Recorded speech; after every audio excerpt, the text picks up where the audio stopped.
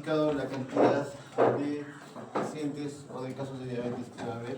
Fíjense ustedes que va a haber un incremento en Sudamérica de un 62% y va a haber un aumento de 26 millones de casos estimados para de acá a unos 10-15 años. ¿Sí? Así que es muy importante reconocerlo. Lamentablemente antes se veía menos porque, aparte de factores genéticos, la parte dietética, la parte de lo que viene a ser las costumbres eran diferentes, lo cual hacía de que no haya una mayor protección, pero ahora todo eso ha cambiado, ¿no? ¿Cómo definimos la diabetes? Vamos a definir que es una enfermedad metabólica, es decir, que va a estar asociada netamente a lo que viene a ser el metabolismo, lo que viene a ser la glucosa, caracterizado por niveles persistentemente elevados de azúcar en sangre. Persistentemente elevados. Es decir, que estos mecanismos que habían comentado sus compañeras en la exposición anterior de regulación y contrarregulación, es decir, de la insulina que va a tratar de regular el glucagón y otros más que van a ser contrainsulínicos, contrarreguladores, todos esos factores normalmente, fisiológicamente, están establecidos para mantener una glucosa que no supere los 126 miligramos o los 125 miligramos en ayunas, que no supere los 200 miligramos después de haber comido y que no supere una hemoglobina glicosídea de 6.5. ¿Sí? Todos esos factores hacen de que las concentraciones estén en esos niveles. Cuando falla uno de estos mecanismos, obviamente la glucosa va a tener tendencia a incrementarse persistentemente o permanentemente a nivel plasmático, lo que denominamos hiperglicemia. Y cuando ya mi paciente o nuestro paciente comienza a tener hiperglicemia, es cuando va a comenzar a desarrollar la diabetes. ¿Sí? Entonces, esa es la definición: persistentemente elevadas los niveles de glucosa en sangre. Y esto puede deberse a varios mecanismos, tanto insulínicos como contrarreguladores. ¿Estamos? Obviamente, de la dieta que nosotros consumimos tiene que ser rica en carbohidratos. Y esa es la que va a generar que se vaya a almacenar la glucosa en el organismo. Habíamos visto en la anterior exposición que se va a almacenar como glucagón, también como glucosa. Y cuando ya todos estos niveles estén excedidos, ¿cómo que se va a depositar? Grasas. ¿Sí? ¿Estamos? Entonces, todos esos mecanismos van a hacer que el paciente, obviamente, tengamos fenotipos gorditos, como yo puede ser, o diabéticos flaquitos, ¿no? Porque todos dicen, ¿cómo va a haber diabéticos flaquitos? Sí hay diabéticos flaquitos. Y mayormente esos diabéticos flaquitos es porque ya se han comenzado a utilizar, ¿qué cosa? Sus tejidos grasos. Por eso es que comienzan a bajar de peso. ¿Sí? Entonces, el fenotipo ha cambiado y va a ser indistintamente dependiendo de cada paciente. ¿Cuál es la clasificación que ya conocemos? Tipo 1 y tipo 2. Los de tipo 1 también son asociados a enfermedades autoinmunes del páncreas. ¿Qué quiere decir enfermedades autoinmunes? Que por mecanismos de anticuerpos van a ir a agredir a las células beta y por consiguiente las van a destruir. Y si se destruyen las células beta, no va a haber formación de insulina. ¿Sí? Por eso también se llaman tipo 1 o también se llaman de edad temprana de aparición, porque las enfermedades autoinmunes mayormente aparecen en fases tempranas, desde la niñez hasta la adolescencia. ¿Sí? ¿Cuáles son estos anticuerpos? Bueno, anticuerpos contra el glutamato, descarboxilasa, anticuerpos contra las células propiamente de los islotes, ¿sí? Que van a ir justamente a generar una destrucción. Y el tipo más frecuente, que es casi el 90%, es el diabético tipo 2. ¿Sí? Acá, ¿qué es lo que hay? Hay insulina, pero hay una resistencia a la insulina. Entonces, cuando hay un paciente diabético tipo 2, lo más probable es que mi paciente era normoglucémico, después comenzó a hacer resistencia a la insulina, ¿sí? Y después desarrolló diabetes. ¿Cuál es nuestra misión? Identificar cuando mi paciente está haciendo pre-diabetes o resistencia a la insulina. Porque yo puedo modificar todavía ahí. ¿sí? Pero si mi paciente ya hizo hipertrisemia, ya hizo diabetes, es bastante más complicado, ¿sí? Mayormente comienza a los 40 años, puede comenzar un poquito antes, y mayormente tanto el tipo 1 como el tipo 2 suelen debutar con complicaciones. Son los famosos pacientes que llegan a la guardia con una cirrosis metabólica, una hipercloremia, una hipernatremia, y están debutando con una cetosis diabética o con un síndrome hiperosmolar, ¿sí? O muchas veces están debutando con una infección urinaria, que es lo más común. ¿Por qué es difícil el diagnóstico? Porque, bueno, ahora está mejorando eso un poco en lo que viene a ser la salud ocupacional. Todas las empresas están obligadas, entre paréntesis, a que sus trabajadores pasen exámenes ocupacionales. Y entre los exámenes ocupacionales se toma glucosa en ayunas. ¿Sí? Entonces, eso está mejorando un poco el hecho de que podamos diagnosticar de forma mucho más temprana. Pero los que no trabajan en empresas particulares, como los del Estado, mayormente van a hacerse sus exámenes cuando tienen tiempo, cuando pueden o cuando se acuerdan. ¿Sí? Entonces, hay que tratar nosotros como personal de salud, mejorar esas cosas, mandar a hacer a nuestros familiares, amigos, lo que ustedes deseen, hacerse despistaje de diabetes una vez al año por lo menos. ¿Sí? Hay otras clasificaciones que van a estar asociadas a infecciones, a drogas, endocrinopatías múltiples, enfermedades del páncreas exócrino, defectos genéticos de la acción de la insulina y defectos genéticos de la función de la célula, también llamados los famosos MODI, ¿no? Esos son otro tipo de clasificaciones, aparte del 1 y el 2, también hay este tipo, también de acuerdo a su etiología, ¿sí? Los síntomas, ¿sí? Los síntomas de la diabetes muchas veces pasan desapercibidos. ¿Cuál creen que sería uno de los primeros síntomas que tenemos nuestro paciente cuando está haciendo diabetes? Poliuria. O cuando está haciendo prediabetes. ¿Ah? Poliuria. Uno muy típico. Aumento de la típico, sed. que pasa totalmente desapercibido. La sed, polidipsia. Los pacientes van a comenzar a tomar más cantidad de Agua. van a comenzar a tomar más cantidad de agua, ¿sí? Muchas veces dicen que va a ser primero la poliuria, pero no es tanto, porque a veces por el trabajo, porque tiene que estar haciendo clases, etcétera, no va al baño frecuentemente, pero cuando va el paciente comienza a orinar grandes cantidades, ¿sí? Pero eso es algo no muy frecuente, el paciente lo puede tomar como algo normal, pero sí comienzan a tener mayor cantidad de, ¿sí? Y así como toman agüita, pueden tomar, ¿qué? Gaseosa, ¿no? Entonces el azúcar está subiendo, el paciente comienza a tomar agua y puede que le antoja una gaseosa, toma más gaseosa, ¿y qué le está dando al cuerpo?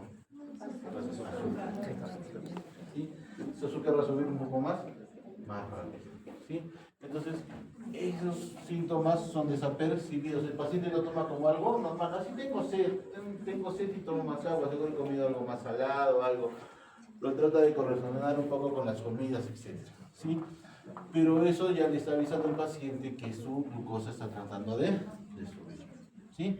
Por eso que la detención prematura, sí, su tratamiento puede disminuir la posibilidad de que este paciente haga complicaciones mucho más rápidas, ¿sí? Entonces, ¿en quiénes vamos a sospechar que un paciente está tomando más agüita? En los pacientes gorditos, ¿sí? Recuerden ustedes, como habíamos visto en la anterior exposición, que ya el desbalance de insulina, glucagón van a comenzar a tener alteraciones no solamente a nivel de la glucosa, sino a nivel de los lípidos. Y se van a comenzar a almacenar mayor cantidad de esto y el pacientito va a comenzar a engordar, a tener su barriguita centrípeta, a tener mucho más tejido graso, etc., ¿no?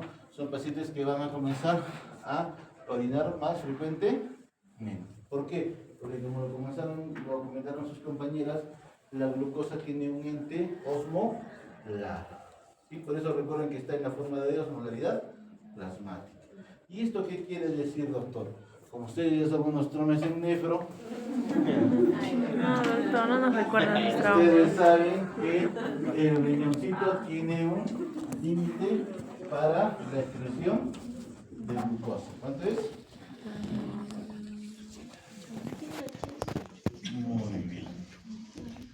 180 miligramos por deci.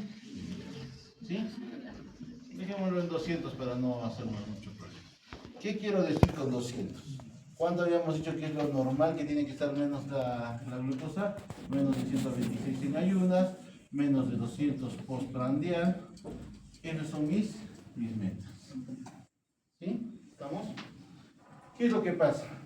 Cuando la glucosa asciende por más de 200 miligramos por decilitro en la sangre, el riñón pierde la posibilidad de reabsorber el exceso de glucosa. Entonces el riñón dice, ¿sabes qué? Ya sabes, estás en 200, 220, 240, 250, simplemente el riñoncito comienza a abrir las puertas para que se forme, ¿qué cosa? Glucosuria. Porque ya sobrepasa la reabsorción de glucosa que se puede generar. ¿Sí? Ya sobrepasó el límite máximo que tiene el riñón como para retener la glucosa. ¿Sí? Entonces cuando el riñoncito va a comenzar a eliminar glucosa, la glucosa es un ente osmolar. ¿A quién va a jalar? Al agua. Y esto va a hacer que mi paciente comience a tener, ¿qué cosa? Poliuria. Definido a veces como una diuresis mayor a 3 litros por día. ¿No? Eso de acuerdo que va a ser dependiendo de cuánto el paciente tome de agua. Pero mayormente se denomina así. Otros lo llaman hasta 4, etc. Entonces, ¿qué es lo que va a generar la poliuria? Que mi paciente pierda gran cantidad de agua. ¿Sí? Y habíamos hablado, cuando hemos hablado de otros temas hormonales, que cuando hay una depresión de agua, ¿qué es lo que se va a activar? Muy bien. Se van a activar varios mecanismos. Entre ellos va a ser el mecanismo o el centro de la célula. ¿Sí? Y al paciente le va a dar más ganas de tomar. ¿Y eso le va a llevar a qué cosa? Poliuria.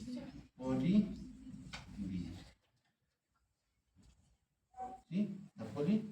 El paciente va a tener más ganas de tomar agua porque se está deshidratando, porque el azúcar se está perdiendo, está jalando agua, sodio, potasio. Y el paciente va a tener más sensación de tener. Como les digo al principio, eso va a pasar como desapercibido. Va a decir, sí, comí algo, tomé algo, hice ejercicio, no sé, tengo sed, y el paciente sigue tomando.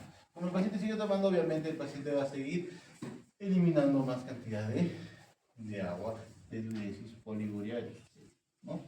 Muy bien, mientras esto va sucediendo, esto va a seguir aumentando, ¿sí? Que va a seguir aumentando la concentración de glucosa en sangre. ¿Sí? Y a medida que vaya aumentando la concentración de glucosa en sangre, ¿qué es lo que va a pasar? ¿Qué está viendo en mi paciente tipo 2, por ejemplo? Hay un déficit de ¿qué? De insulina.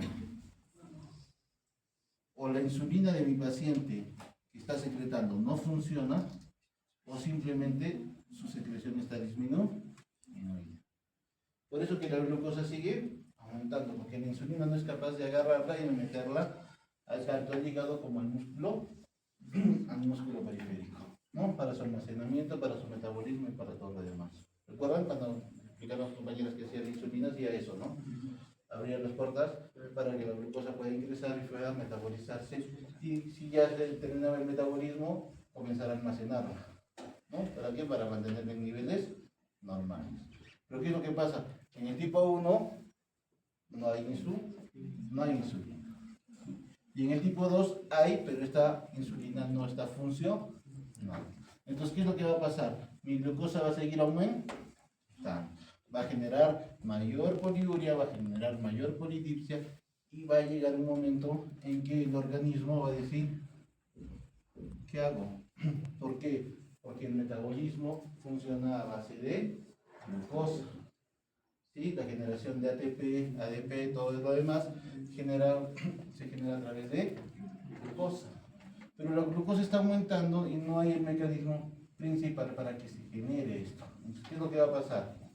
El organismo va a decir, ¿sabes qué? necesito que comas un poquito más. Y va a venir la polifagia. Este paciente va a generar más ingresos de comida. ¿Para qué? Para tratar de dar sustrato para la formación de energía. ¿Sí? Y esa polifagia obviamente va a hacer que la glucosa siga aumentando. Porque el paciente no va a decir, no voy a comer ensaladita, no. Va a comer hidratos de carbono. ¿Sí? Muy bien. Después de esto, ¿qué es lo que va a pasar? Me habían comentado sus compañeras. Nuestro amigo hígado va a decir, ¿sabes qué? No hay de dónde sacar energía, no hay glucosa, pero esta glucosa no quiere metabolizarse, entonces, ¿a quién vamos a llamar? A los ácidos. Y vamos a generar energía a través de lo que vienen a ser los lípidos. ¿Por qué? Porque no me está funcionando la glucosa, no hay insulina, la insulina que ahí no funciona y se van a comenzar a generar los ácidos para la formación de energía. Y esto va a ser momentáneo por un tiempo hasta que el paciente lo vaya tolerando, va a bajar su masa, etcétera y todo lo demás. Sin embargo, este mecanismo de escape para formar energía también tiene sus contraindicaciones. ¿Cuál es? La formación de cuerpos. Y cuando mi paciente diabético siga consumiendo azúcar, siga su glucosa aumentando, no se dé cuenta que está haciendo una diabetes o que está debutando con una diabetes, me va a llegar a la guardia con qué cosa? Cetoacidosis. ¿Sí? Puede ser que no pase eso, puede ser que los cuerpos cetónicos no se formen en mi paciente, pero sí la deshidratación va a generar de que aumente la natremia y mi paciente me llegue con un síndrome hiperosmolar. ¿Sí? ¿Por qué? Porque mi paciente va a estar orinando agua, y el sodio va a comenzar a subir porque mi paciente se va a deshidratar muchísimo. ¿Sí? En los dos va a haber acidosis metabólica. Obviamente va a haber acidosis metabólica, solamente que en el caso de los pacientes con cetoacidosis van a ser con GAF o con anión GAF aumentado, y en los hiperosmolares va a ser acidosis metabólica, pero con anión GAF normal. ¿Sí? ¿Entienden? Mi paciente con cetoacidosis diabética va a llegar con glicemias que no van a superar los 600 miligramos por decilitro, pero mis pacientes con síndrome hiperosmolar sí pueden llegar con glicemias mayores a 600. Llegar con 700 o 800. ¿Sí? ¿Entienden? Entonces, fíjense ustedes que los mecanismos de compensación y de fisiopatológicos se han ido generando poco a poco. ¿Sí? Y la sintomatología que daban era una sintomatología totalmente indiferente. ¿Sí? No es que el paciente comienza con un dolor de pecho, o con falta de aire, con disnea, o con cefalea y que va. No. Si podría haber una cefalea, va a ser secundaria o ya las complicaciones que se están dando. No directamente al trastorno de la glucosa propiamente dicha. ¿Sí? ¿Entiende? Entonces, estas cosas también pasan en los pacientes prediabéticos. ¿Sí? Pasan poquito a poco. Los mecanismos de compensación se van generando, no llegan a formar cuerpos cetónicos, no llegan a formar síndrome hiperosmolar, porque son mecanismos que se van a dar. Pero va a haber un momento en el que obviamente estos factores o estos mecanismos de compensación van a fracasar. Y ahí es donde el paciente llega bruscamente a la guardia con una descompensación. ¿Sí? Entonces siempre tener en cuenta esos aspectos. ¿Sí? Obviamente dicen que las heridas no sanan, eso ya es cuando hay unas alteraciones propiamente de la microvasculatura que hacen que la cicatrización sea muy lenta, disminución de la visión, porque obviamente recuerden ustedes que todos esos mecanismos van a generar daño microvascular. ¿Dónde está el daño microvascular? A nivel de lo que viene a ser la retina y a nivel de lo que viene a ser los glómerulos. ¿Sí? Microvascular. Recién ahí lo vemos. ¿Sí? Ahí es donde hacen la consulta. Muy bien, síntomas de la diabetes, fatiga, aumento de la sed, aumento de la misión, bueno, poliuria, polidipsia, náuseas, vómitos, pérdida de peso, a pesar del aumento de apetito. El paciente sigue comiendo, su organismo dice, ¿sabes qué? Dame sustrato, porque no puedo sintetizar, pero sigue perdiendo peso porque sigue metabolizando los ácidos grasos. ¿Sí? En el tipo 2, visión borrosa, fatiga, aumento de apetito, bueno, poliuria, polidipsia, etc. ¿No? Muy bien. Pruebas diagnósticas. Acá vamos a venir. ¿Cuáles son nuestras pruebas diagnósticas que vamos a hacer a nuestros pacientes? ¿Sí? Primero, glucemia en ayunas. Entonces es importante que sean ayunas. Sí, pero si viene a la guardia, bueno, si viene a la guardia no le vas a decir, señor, venga mañana tempranito, está descompensado, hacemos una glucosa en ayunas. No, hay que hacer la glucosa en el momento en que el paciente consulte. Lo ideal es hacer la glicemia en ayunas. Van a tener muchos pacientes que vengan, ¿sabes qué? Mira, me ha salido un azúcar de 130, ¿qué hago? Ya me han dicho que soy diabético, que esto, que aquello, desesperado. Hay que por lo menos hacer dos pruebas. Una no define. ¿Sí? ¿Cuándo vas a definir una? Cuando tu paciente tenga mucha sintomatología y ya tenga una prueba muy positiva. Ahí sí tú le puedes decir, mira, es que lamentablemente, ojo, estimados alumnos, decir a una paciente, a una persona que tiene diabetes, es darle una noticia muy mala. ¿Sí? Entonces hay que saber cómo hacerlo y sobre todo hay que estar seguro del diagnóstico. Porque uno tú dices una persona diabética y ya entra en depresión y es un alboroto total. Entonces hay que tener bastante cuidado con eso. Entonces, lo ideal es de que una persona tenga menos de 99 miligramos por decilitro en glucosa en ayunas. Diabetes, la ADA, lo sugiere como valores por encima de 120, pero tenemos un margen que pasa entre 100 y 125. A eso se llama pre-diabetes. ¿Sí? Es como tú dices a tu paciente, puedes dar un paso adelante y depende de ti dar un paso más o un paso atrás. ¿Sí? ¿Entiendes? Ojo, para que mi paciente haga esto, el tiempo ha sido muy prolongado. Y en un momento en que esto, no es que hoy día yo estoy así y mañana ya tengo 130 de glucosa, no. Son mecanismos que se van dando. Si hoy día tu paciente te viene con un resultado de 110, no significa que de acá a un mes va a ser 126 ni 130. ¿Sí? Está avisando el organismo que está tratando de compensar. Entonces tienes tiempo para modificar algunas actividades físicas, de dieta, etc. ¿No? Otra prueba que pedimos es esta prueba de tolerancia a la glucosa. Ustedes habrán visto en algunos laboratorios en las mañanas cuando van, hay pacientitos con su vasito de jugo, de naranja, y les dan 75 gramos de glucosa. ¿Sí? Y eso lo resuelven y le hacen tomar. Le toman glucosa basal a la hora, a las 2 horas. ¿Sí? No debe superar también entre los 180 y los 200 miligramos. ¿Sí?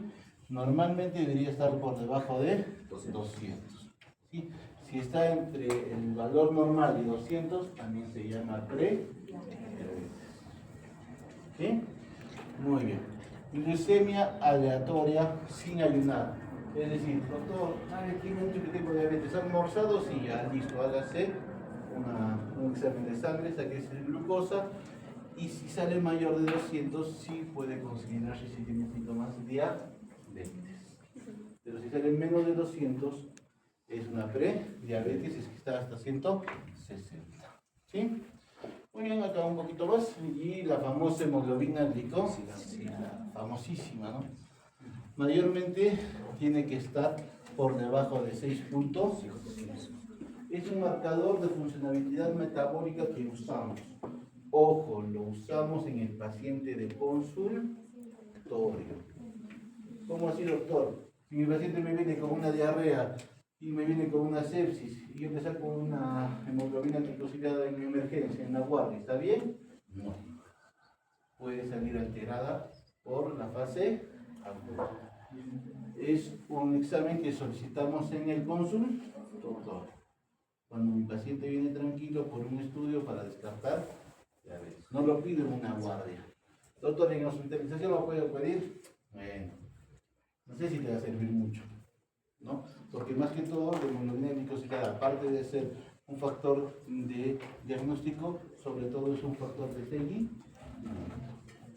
Como les digo, este resultado me avisa 2-3 meses cómo está el metabolismo de la glucosa de mí. Sí. Entonces me conviene más para hacer un diagnóstico, pero no en agudo, y para hacer un seguimiento de mí. Así es. Tengo un paciente diabético que todas las veces me llama y me dice, doctor, estoy cumpliendo la dieta, me estoy poniendo la insulina, yo estoy tomando los GLT2, los GLT1, todo lo que se imagina estoy tomando como 20 mates. Así, a ver, señor, vamos a hacer esa hemoglobina glicosídea, 9. ¿Está cumpliendo? No. Te digo, tú no estás cumpliendo tú, y no puedes estar tomando todos los medicamentos que quieras, pero no estás haciendo dieta, ¿no? Entonces la hemoglobina glicosídea nos ayuda mucho para eso, ¿sí? Cuando ya tenemos un paciente diabético, lo tenemos que tener entre 5.7 y 6 puntos. Pues lo ideal tendría que ser menos de 6.5, ¿no? Plasmática en ayunas, ya sabemos, ¿no? Hasta 126. Es energía sana, ¿no? De 100 a 125 diabetes. Y menos de ese valor, pues está algo normal. Tolerancia a la glucosa, nuevamente, ¿no? Prediabetes de 140 a 199. Siempre recuerden que esto tiene que estar asociado con la sintomatología del paciente. Y muchas veces necesitamos dos pruebas, ¿sí? Para definir. La gestacional, a partir de las 24 semanas, ¿no? Antes no. Y mayormente nos basamos en la prueba de tolerancia a la glucosa. ¿Sí? La basal tiene que ser menos de 98 o de 95 en este caso, y a la hora no debe superar los 180. Si supera los 180 ya hablamos de diabetes que está. ¿Por qué es importante hacer a las gestantes este descarte? Porque sus pacientes o sus hijitos o sus productos pueden tener macrosomía. ¿Sí? Son los que nace un niño de 4 kilos 500. No, cierro, niñito saludable. Más grave que haya tenido la diabetes.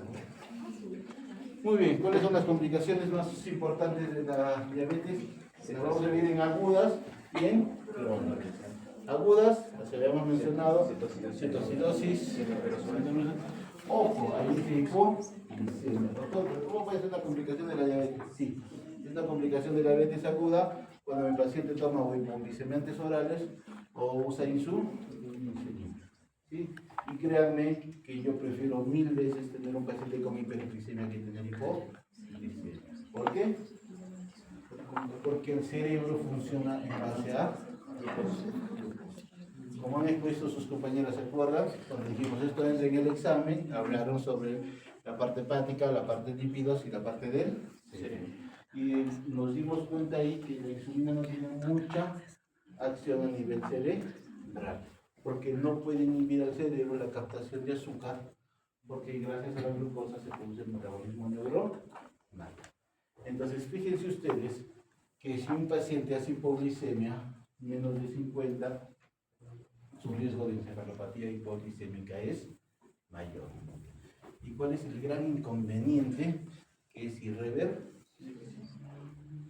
Si tu paciente es hipoglicemia en forma sostenida menos de 50, 30, 20, lo más probable es que quede con secuelas neurológicas.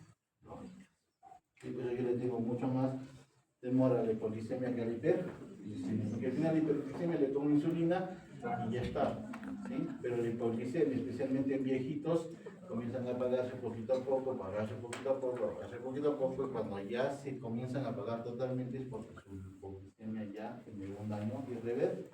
Y así le pongan 10 ampollas de dextrosa, muchas veces no recupera. ¿Sí? Ahora, se ha visto algo muy llamativo, que en la altura no se sabe por qué la hipoglicemia es mejor tolerada que en la costa. ¿Sí? Es decir, que van a encontrar pacientes con 25 o 30 de hipoglicemia que no se generan daño neurológico, y es algo que se estudia. Muy bien, cetosis diabética representa el 28% total de las causas de hospitalización por diabetes. Es una incidencia bastante frecuente, de 3 a 8 episodios por 1000 pacientes. Es más frecuente un debut de la diabetes tipo 1, pero no hace de que no esté en la diabetes tipo 2. Es más frecuente, pero hay también la diabetes. Yo tuve un alumno, compañero de ustedes, de la otra universidad, que era diabetes por tipo 1 y los domingos lo encontraba en la guardia con cetoacidosis. Al mes por lo menos 2 domingos lo encontraba. ¿Qué pasaba? Que él, como era joven y era diabético tipo 1, hacía su tratamiento, estudiaba, pero algunos fines de semana salía a divertirse. ¿Y qué tomaba? Ron con coca.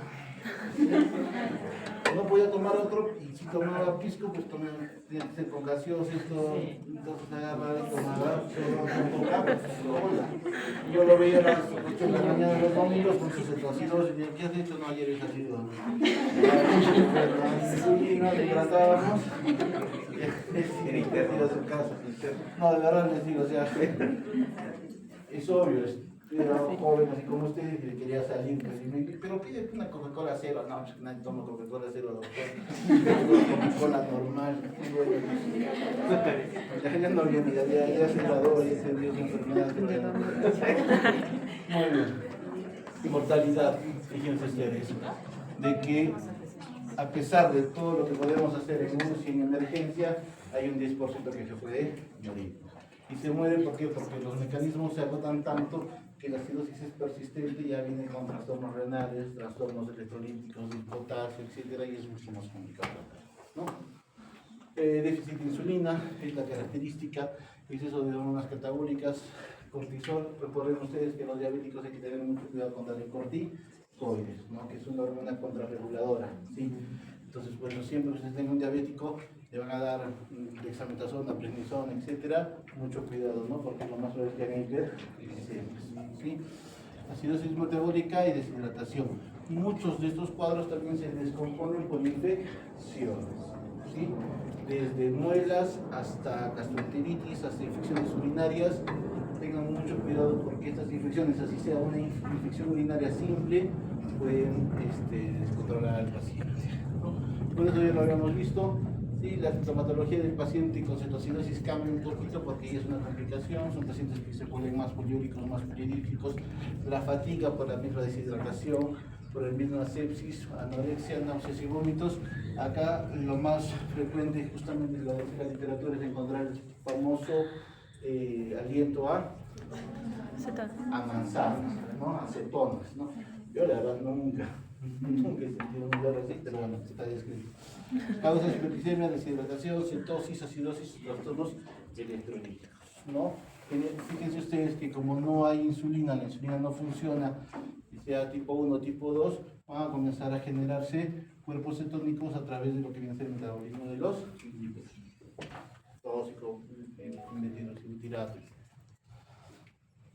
Factores precipitantes: insulina insuficiente, antagonismo hormonal, síndrome de Cushing, tirotoxicosis, leucomocitoma, acromegalia. ¿Por qué les pongo esto? Porque muchas veces debutan y tienen alguna patología asociada a esto, ¿no? Entonces hay que siempre estudiar cuando no tengamos una causa. Fíjense ustedes el estrés, ¿sí? Infecciones, embarazo, infarto del miocardio, cirugías, traumatismos y enfermedades psiquiátricas. Ustedes miran las cirugías, sí, por eso que es este riesgo cardiológico. Dentro del riesgo cardiológico se piden exámenes como hemograma, urea creatinina, CP y NR, ¿no? Y la glucosa es importante, ¿por qué? Porque si es diabético, yo tengo que decir al cirujano que tiene que poner insulina antes y controlar el glucotés intraoperatorio, ¿no? Porque si esto se descontrola, pues obviamente esto. Muy bien. Síntomas, que ya hemos visto, son pacientes que pueden venir con una deshidratación severa, leve, moderada, dependiendo de qué factor lo vamos a encontrar. Hiperventilación, porque obviamente hay así dosis metabólica. Si hay acidosis metabólica, va a generar la compensación respiratoria, la famosa respiración de Kuznetsov. ¿No? Hipotensión arterial, piel seca tibia, artritis tóxico, alteración del estado de conciencia. ¿Okay? Signos de diuresis osmótica, pero muchas veces ya tu paciente con cetoacidosis diabética ya no viene orinando porque ya se deshidrató tanto que ya no hay diuresis. ¿Sí? Oh. Paciente que no orina, riñón, ¿qué está haciendo el riñón?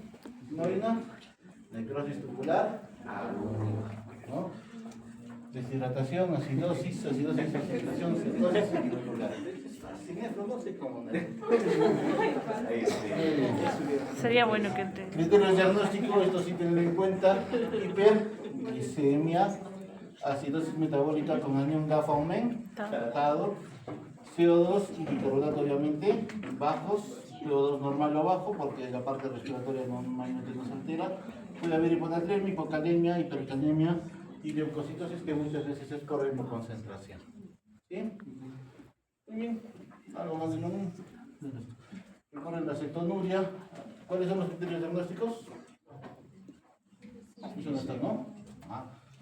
Criterios diagnósticos para cetoacidosis diabética.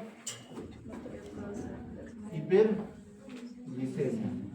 Más de 250 miligramos por decilitro. Hay dos peros: embarazadas y alcohólicos. Pueden hacer cetoacidosis con glicemias mucho más bajas. Otro, ¿qué tiene que ver? Obviamente cuerpos cetosónicos. Estos pueden ser en sangre o en orina. ¿Sí? Y lo otro tiene que haber acidosis metabólica con GAF-Aumen. ¿Sí? Estos son los tres criterios para cetoacidosis. Claro, pero ¿y si no tengo cuerpos cetónicos y yo sospecho? No, sospecha se queda en sospecha. ¿Sí? ¿Qué quiero decir? Que el paciente que venga con diabetes descompensada a la guardia, ¿qué le vas a pedir? Un examen completo de orina. Porque en el examen completo de orina, como ustedes ya han hecho nefro, saben que cuando ponen la tirita reactiva hay un cuadradito que pone cuerpos cetónicos. Y cuando hay cuerpos cetónicos en orina va a salir POSI y el resultado te va a dar cuerpos cetónicos. Si tú a ese paciente le pides solamente sedimento de orina, no te sirve porque solamente te va a dar cuántos leucocitos o cuántos hematíes o cuántos piocitos. Bien. Más no te va a decir ni el pH ni la parte bioquímica. Entonces siempre pedir un examen completo de orina. ¿Ya? Muy bien. Esos son los criterios diagnósticos. Ojo, Muy bien, síndrome hiperglicémica hiperosmolar. Mayormente son glicemias por encima de 600. ¿Sí? Y acá vamos a encontrar, ¿qué cosa habíamos dicho? Osmolaridades más de 300. ¿Cuál era la fórmula de osmolaridad plasmática? Sodio, 2 más glucosa sobre. Esa es la efectiva, ¿no es cierto? Muy bien, entonces a todo paciente diabético descompensado que venga a la guardia, ¿qué más le vas a pedir aparte del examen completo de orina? Haga y electrolitos. Porque si no tienes haga y electrolitos no vas a poder sacar ni la posibilidad de que tenga acidosis metabólica ni la parte de la osmolaridad plasmática. Sí, como he visto que no les gusta hacer sus ejercicios en los exámenes, tienen suerte porque las tiritas vienen ya con la modalidad, ya sacada, ¿no? Entonces ya tienen hiperosmolaridad, tienen acidosis metabólica con GAF normal y tienen un paciente con hiperglicemia, diagnóstico de síndrome hipercefílico hiperos. ¿Sí? ¿Vamos? Bueno, acá sí hay hiperglicemia, habíamos dicho que son pacientes que pueden llegar con 700, 800 o 900 de glucosa. El otro día uno de los compañeros me preguntaba, doctor, el otro día agarré y le hice la hemoglucotesa a mi paciente y me salía high. Y le hice 2, 3 veces, le pinché el dedo 2, 3 veces y me seguía saliendo high. ¿Qué significa? Mayor de 500 a 600. No. Mayormente los glucómetros pueden estar, dependiendo de la marca, recetan hasta 500, 600. ¿No? Cuando ya excede su valor tope, es que ya la glicemia está por encima de 500. Eso es que te manda high. No es que tú high. No, mayormente te dicen que hay hiperglicemia. ¿Sí? También puede haber o puede salir error cuando hay hipoglicemia. Si tú dices a tu paciente que se está haciendo y te sale error o te sale high, tienes que tener muy en cuenta y tienes que inmediatamente hacer un examen de glucosa en sangre, ¿sí? Porque ese más loco sirve, pero hay que tener cuidado. Hiperosmolaridad, deshidratación y sobre todo ausencia de cetosis. Y lo vamos a hacer por GAP normal o porque en el examen de orina todavía no va a haber cuerpos cetónicos. ¿Sí? Bueno, hay una parte de la fisiopatología. Y por último, vamos a hablar de hipoglicemia, ¿sí? Que es cuando la glucosa baja por debajo de 50 miligramos por deci. Los mecanismos son varios, pueden ser manifestaciones agudas o manifestaciones mayores o menores, ¿sí? Mayormente es la triada de presencia de síntomas. Los adrenérgicos. ¿Qué va a tener el paciente cuando tenga hipoglicemia? Sudoración. Vamos a comenzar a tener así. ¿Sí? A tener un poco de, no de aforesis probablemente, pero sí lo van a ver bastante sudoroso, especialmente en la parte facial y en la parte de la cintura escapular. ¿Sí? Mi paciente va a tener ansiedad, temblor, taquicardia, palpitaciones, hambre y debilidad. ¿Sí?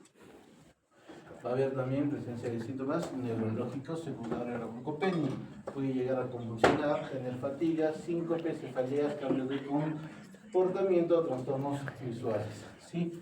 Siempre recuerden que un paciente que está convulsionando, que hacemos un hemogluco, ¿sí? Porque la hipoglicemia puede generar convulsión.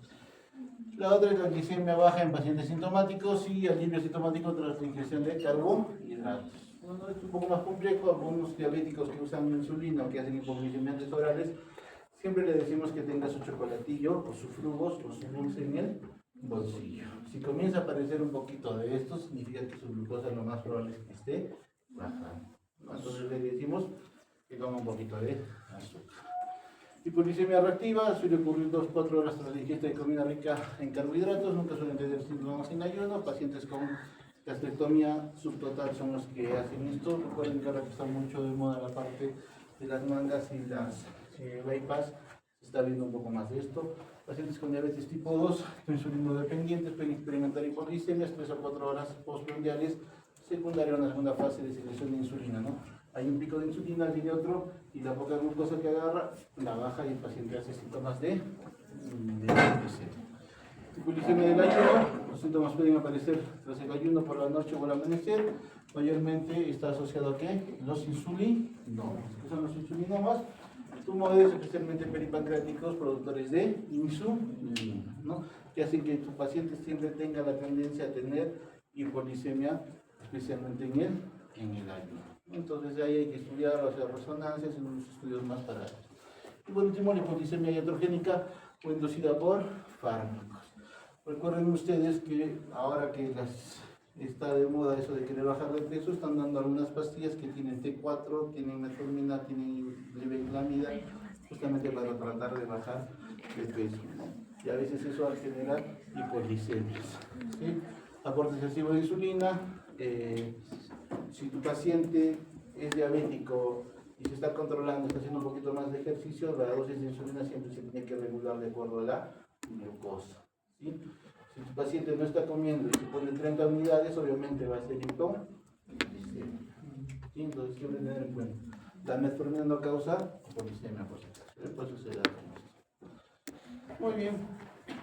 ¿Cuál es el órgano más afectado? El cerebro. ¿Sí? Entonces, ¿en quiénes tenemos que tener más en cuenta esto? Especialmente en aquellos que no lo pueden manifestar, como los ancianos, los niños y algunos pacientes con trastorno del estado de conciencia. ¿Sí? Temblor, pulso acelerado, mareo, dolor, debilidad, sudoración, fíjense siempre esto, sensación de hambre y visión borrosa, irritabilidad son los cambios que pueden tener secundaria a la hipoglicemia. Si no nos alertamos frente a esto, mi paciente puede llegar a convulsionar y estar en coma hipoglicemia. Muy bien, muchas gracias.